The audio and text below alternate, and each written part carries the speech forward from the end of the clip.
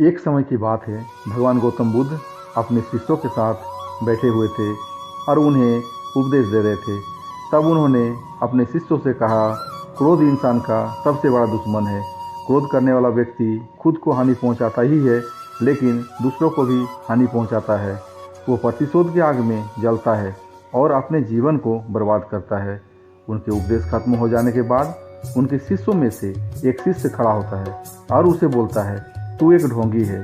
तेरी बातें मनुष्य को रहन सहन से विपरीत है।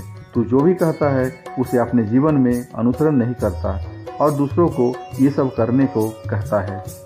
जब उसका ये शिष्य गौतम बुद्ध को उल्टी सीधी बातें कर रहा था, तब गौतम बुद्ध ने कोई प्रतिक्रिया नहीं दी और वो शांत बैठे थे।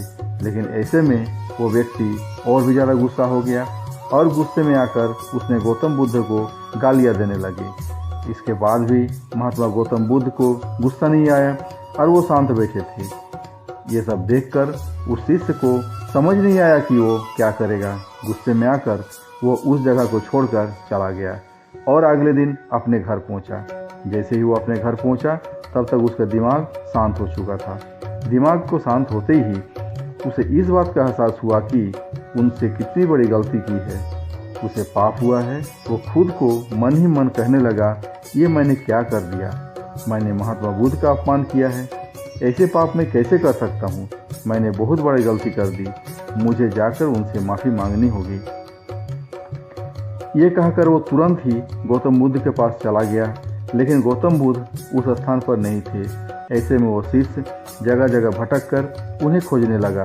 जैसे ही उसे महात्मा बुद्ध मिले तो वो उनके पैरों में पर गिर गया और उनसे कहने लगा, मुझे माफ़ कर दीजिए, मुझसे गलती हुई है। मैंने आपका अपमान किया है। मैंने ये बहुत बड़ा पाप किया है। ये सब देखकर गौतम बुद्ध ने उनसे कहा, शांत हो जाओ, क्या बात है, मुझे बताओ, तुम कौन हो। गौतम बुद्ध के ये पूछने पर वो शिष्य चौंक गया। वो सोचने लगा कि महात्मा बुद्ध मुझे कैसे भूल सकते हैं, मैंने तो उनका अपमान किया था। ये सोचकर उसने महात्मा बुद्ध से पूछा, मैं वही शिष्य हूँ जिससे कल आपका अपमान किया था और आप इतने जल्दी मुझे भूल गए। इस पर गौतम बुद्ध बोले, हमें कल की बातों को कल में ही छोड़ देना चाहिए।